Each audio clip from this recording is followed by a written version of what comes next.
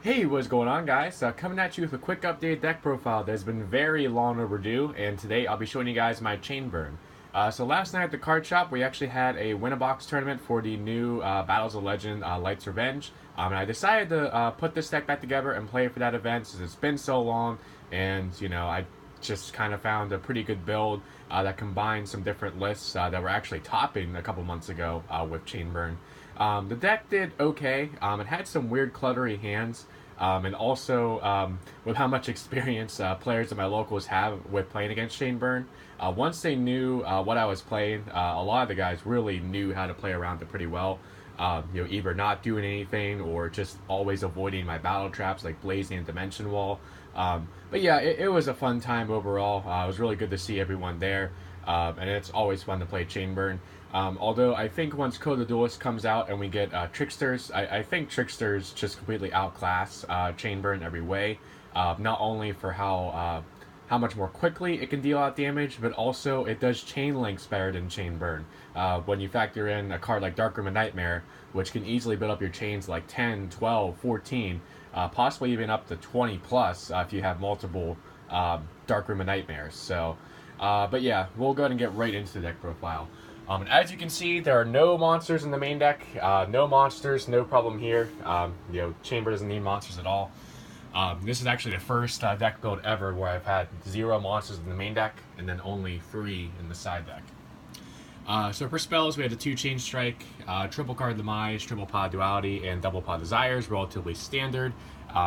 Yeah, I've seen a few different builds that were just playing these spells, the Demise, Duality, and Desires for the draw spells, and it was doing pretty well. Did have some clunky hands with Desires and Demise combined, but, that's just kind of dumb luck. I don't really attribute that to it being like a bad draw engine. For the traps, we had the triple Accumulated Fortune, triple Balanced Judgment. Only pulled this off a couple times, but it was really good when I pulled it off. You can easily pull off like draws of like 3, 4, or 5 cards with this, which instantly make it better than Reckless Greed. So yeah, I think 3 balance was a good call, but there just wasn't a lot of times where I had to pull it off because again, I had some really weird, clunky hands at this tournament. Then we had the free Just Desserts, free Secret Barrel, and free Secret Blast for just our instant chainable burn cards.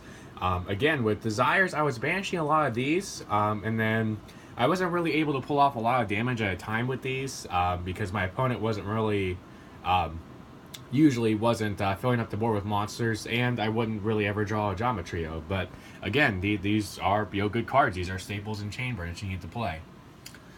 Then the free Threatening Roar and free Waboku, the stall out. Had a couple games where I think I at least resolved like 4 or 5 of these in the game to stall out, and it was kind of funny. It was just every turn like Waboku, Threatening Roar, Waboku, Threatening Roar. Like you can't touch me, bro. And then we had the 2 Blazing Mirror Force, pretty good for not only being a Mirror Force card, but also for the burn aspect. It did help me win a game actually off the burn damage. The 2 Dimension Wall, really good, especially if you ever go against like Masterpiece, since it doesn't affect the monster at all, it just redirects the damage. 2 Fairy Wind, pretty good against Zoo with some of the continuous spells they played, like Tenki and Tenki and Barrage, True Dracos as well for all the continuous spells and traps that they play. Good against Pendulums as well. It's just basically like a mini Chain Strike with the way you can build up the chain and then use this as one of the last things and build up a pretty nice amount of damage. And then also, destroy spells and traps, which is nice. Then the 2 Ojama Trio, and finally the 1 Ray Destruction, and of course the free God cards as my free Ojama tokens. For the side deck, we have the 2 Metaion and 1 Maxi for the monsters. Metaion's here going second as like an out to a big board or an out to something annoying like Denko Sekka or Jinzo. Free MST for Royal Decree. 2 Dark Hole and Regeki as well for going second. Kind of a funny story I have.